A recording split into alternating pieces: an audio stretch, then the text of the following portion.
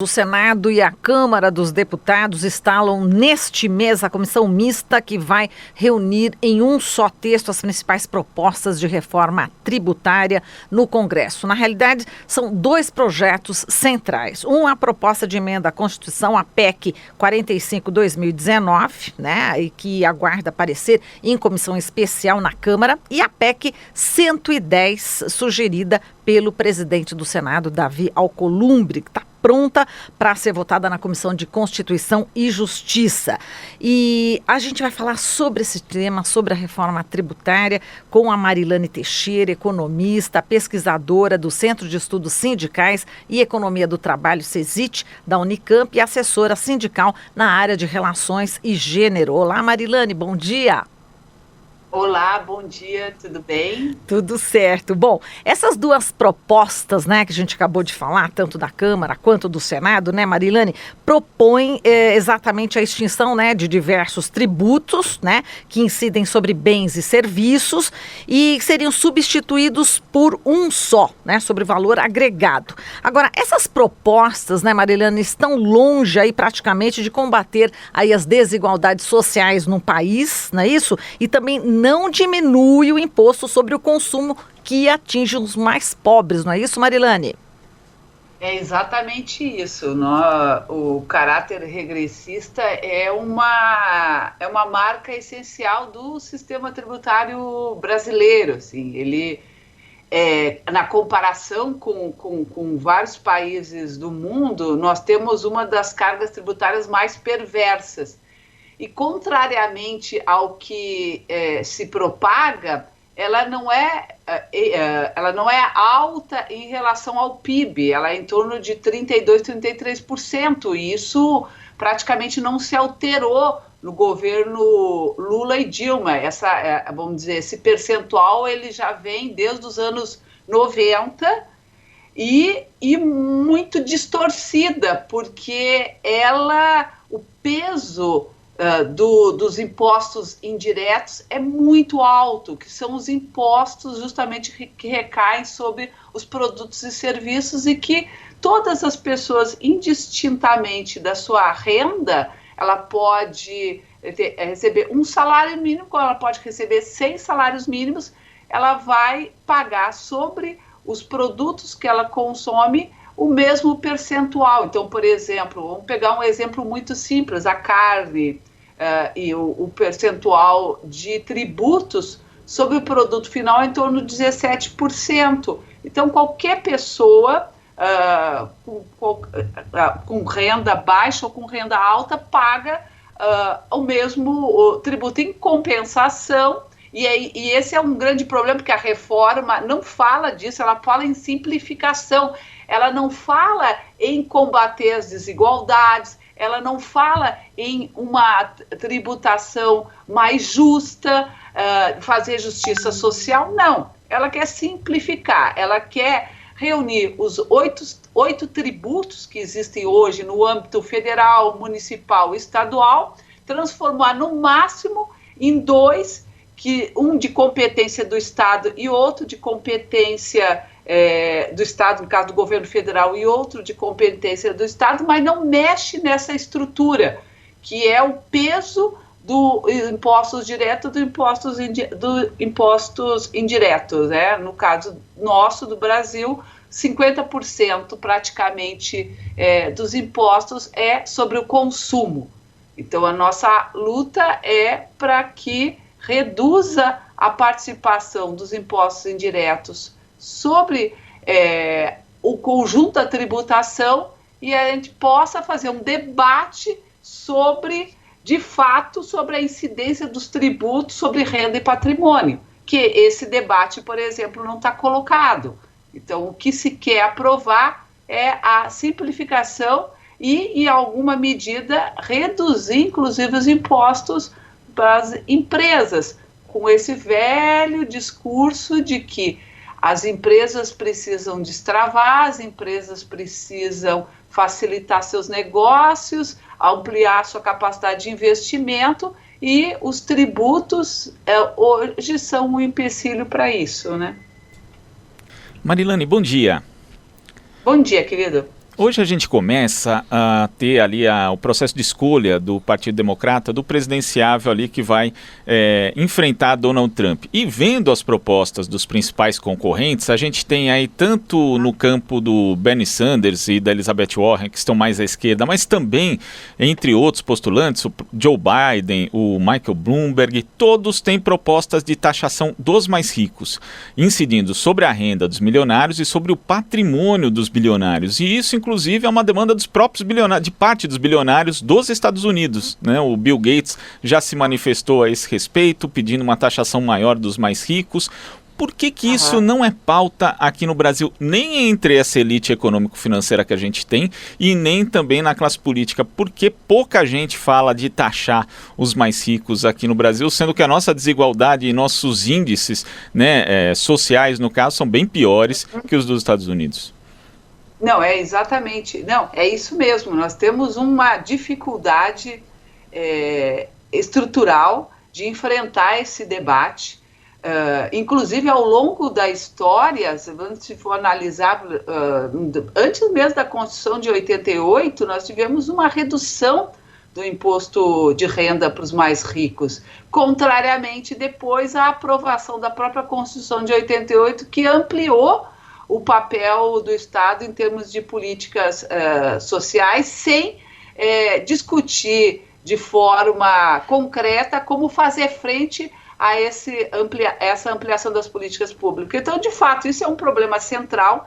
Nós temos uma elite muito predatória, uma elite patrimonialista, rentista, que não consegue enxergar uma perspectiva mais nacionalista ou, inclusive, de pensar que um país com uma melhor distribuição de renda, com a melhora dos índices de desigualdade, com redução de pobreza, extrema pobreza, é essencial, inclusive, para eles, né, que tanto reclamam da insegurança, da instabilidade do país. Então, nós somos um dos poucos países no mundo que lucros e dividendos são isentos de imposto de renda. Hoje, a alíquota máxima no Brasil é 27,5%, quanto a maioria desses países, ela chega, por exemplo, no caso da Dinamarca, a quase 50%. Né? Há uma proposta dos partidos de esquerda, dos partidos progressistas, de elevar, a partir desse debate da reforma tributária, que vai se colocar na agenda política agora, desse próximo período, uma ampliação da contribuição, primeiro do imposto de renda, né, elevar as alíquotas, sair desse patamar de 27,5% e criar novas alíquotas de 35%, 40%, elevar de acordo com a renda. Hoje, os ricos, extremamente ricos, praticamente não pagam imposto. Nós temos o imposto de renda, um imposto muito distorcido. Hoje, quem recebe até mais ou menos em torno de R$1.900, é isento. Acima disso já paga imposto de renda. A proposta é de isentar até 4 salários mínimos, porque,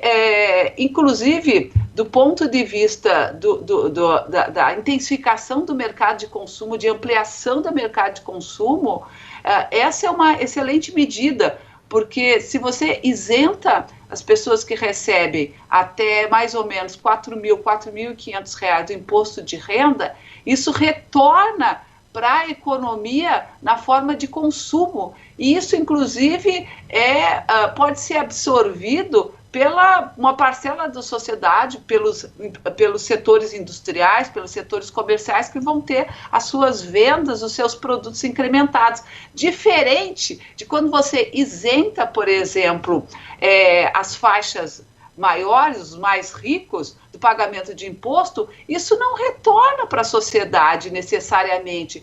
Parte desses recursos vão para fora, na forma das viagens, das transações comerciais ou transações financeiras, ou vão para o rentismo, para a aplicação financeira. Então, esse é um debate que é central. Nós não enfrentamos ele no período do governo Lula, principalmente no período do governo Lula. O período do governo Dilma foi um período mais curto.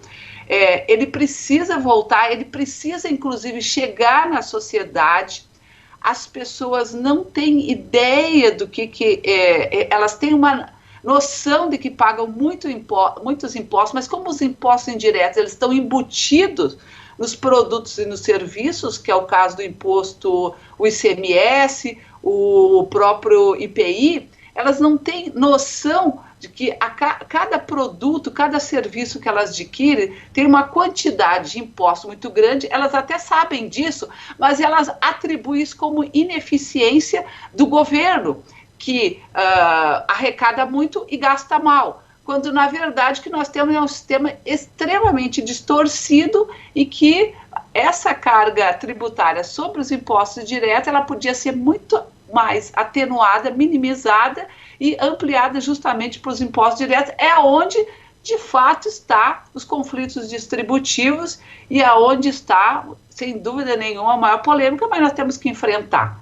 Nós temos que enfrentar esse debate, e você falou muito bem, você tem esse debate central, por exemplo, hoje na discussão dos Estados Unidos, nesse processo eleitoral, nós não fizemos isso no momento adequado, foi no momento anterior às eleições, e ele está sendo feito agora de forma atabalhoada e provavelmente com uma certa serenidade, porque o governo tem interesse, assim como este Congresso, de aprovar impostos que não firam os interesses patrimonialistas e rentistas, porque esse Congresso ele é basicamente constituído por milionários, pessoas que têm posse, ricos. Ele não é formado por trabalhadores, não é formado por pessoas que sabem exatamente o que representa, por exemplo, essa carga extremamente distorcida. Eu acho que esse é um momento central para a gente voltar a essa discussão, e vocês estão de parabéns, porque eu acho que a gente precisa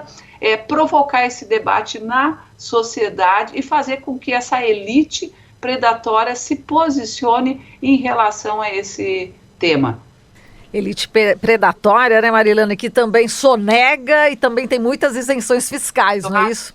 Exatamente, exatamente. Se nós pensarmos, por exemplo, desde os anos 90, inclusive parte do nosso governo, ele, de alguma maneira, ele alimentou isso, porque por conta das desonerações fiscais, das desonerações sobre a folha de pagamento. Então, nós temos, digamos que, um histórico de política tributária e de política fiscal que sempre foi no sentido de, vamos dizer, reforçar os interesses do capital, sempre atendendo seus apelos.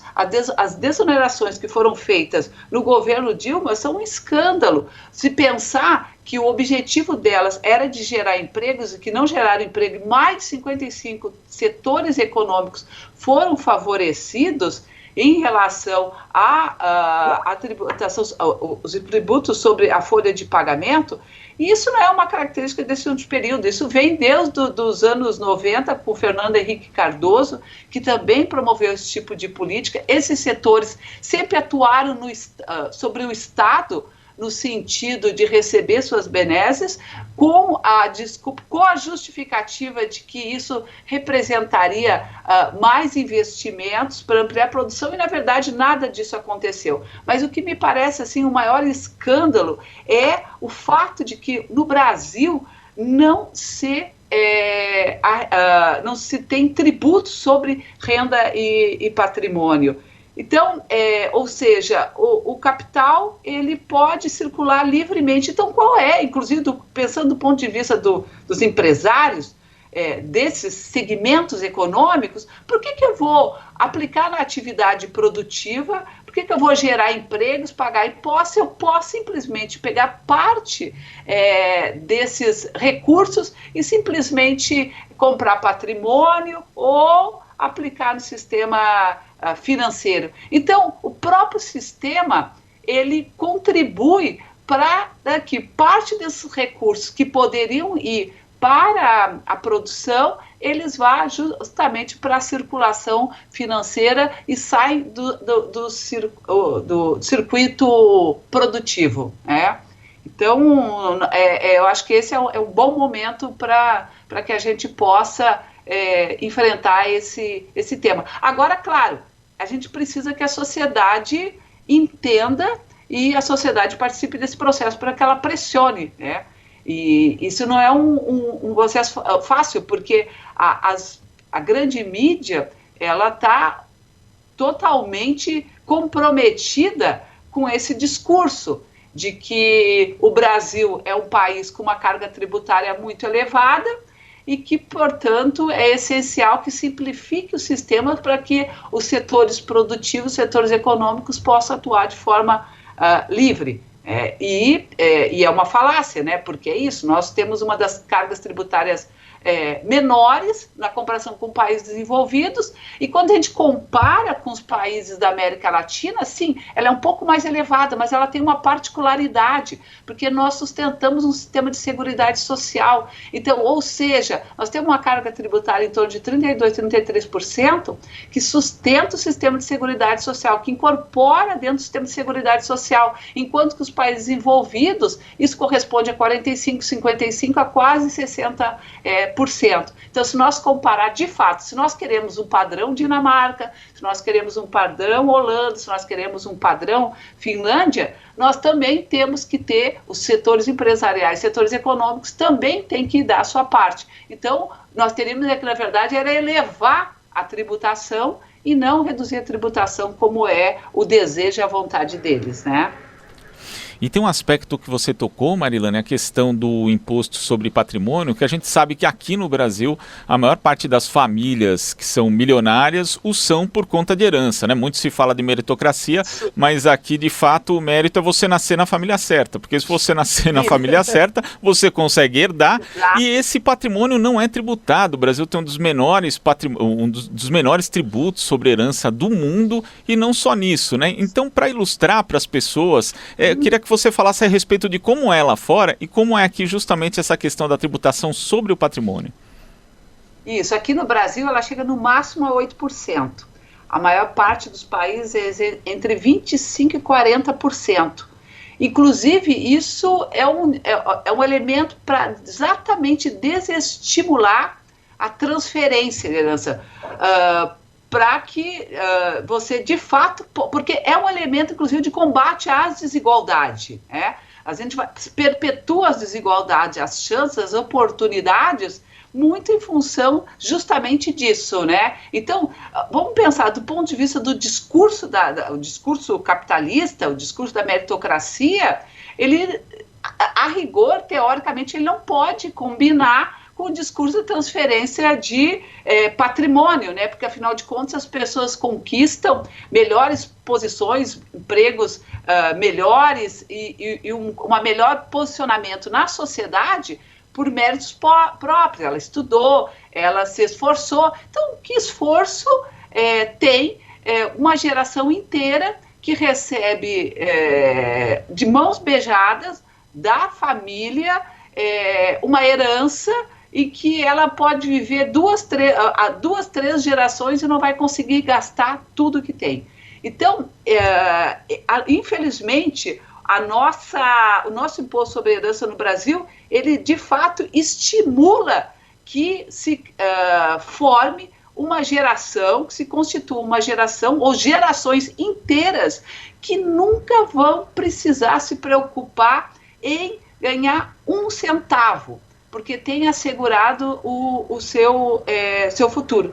E isso é um problema central, e exatamente isso os países desenvolvidos já enfrentaram, vêm enfrentando, de maneira que vamos dizer, acumular herança passa a ser um desestímulo, né?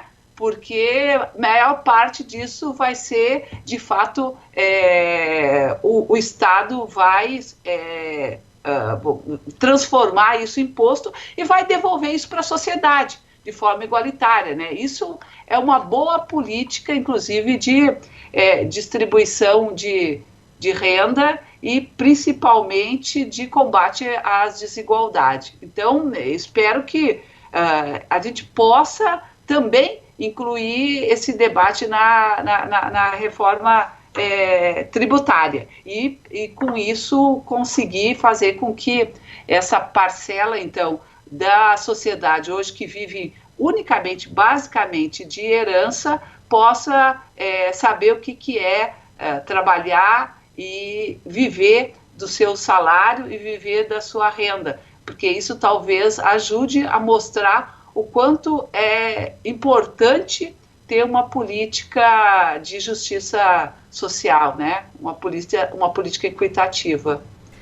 Mas isso é um processo de educação, né? Então, a gente precisa também fazer esse debate nas escolas, fazer esse debate junto com o movimento social, com o movimento sindical. Nós precisamos garantir que os atores sociais se envolvam nesse debate, porque quando você olha do ponto de vista tributário e olha, por exemplo, nós temos estudos excepcionais no Brasil, do IDESC, por exemplo, que mostram o quanto uma mulher negra, um homem negro, paga muito mais imposto que um homem branco e uma mulher branca. Então, quanto mais pobre, quanto mais marginalizado, quanto mais vulnerável, mais impostos se paga, né? Então, isso também precisa chegar numa parcela da sociedade, os movimentos sociais, como uma forma de denúncia e como uma necessidade, como uma pauta dos movimentos, né? Então, é muito importante que esses movimentos também se envolvam nesse debate, porque isso diz respeito a cada um de nós, a cada homem e mulher nesse país. Perfeito, Marilane. A gente agradece aqui a sua participação. Forte abraço para você. A gente espera que você tenha voz também na mídia tradicional, que você possa explicar, né, com todo esse seu conhecimento, né, para que muitas pessoas possam também, enfim, saber, né, não ficar apenas também só nas mídias alternativas. É uma dificuldade essa, só para a gente encerrar, né, Marilane?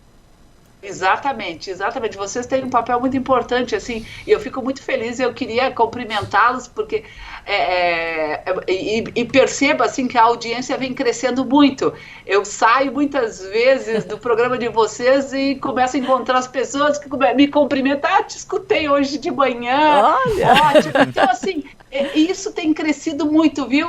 Que bom. Olha, vocês fazem um trabalho excepcional e eu adoro esse programa porque ele é um bom começo de dia, né?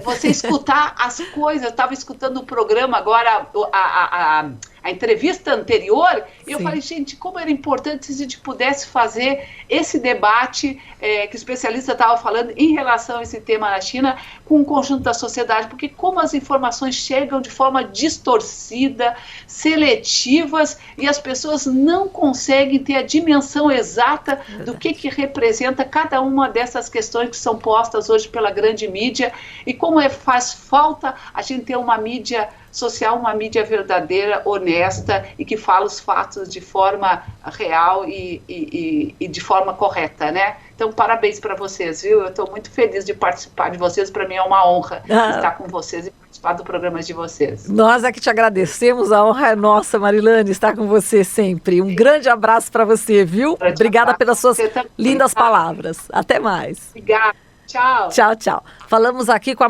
Marilane Teixeira, ela que é economista, pesquisadora do Centro de Estudos Sindicais e Economia do Trabalho, CESIT, da Unicamp. Aqui você ouve as notícias que os outros não dão. Jornal Brasil Atual.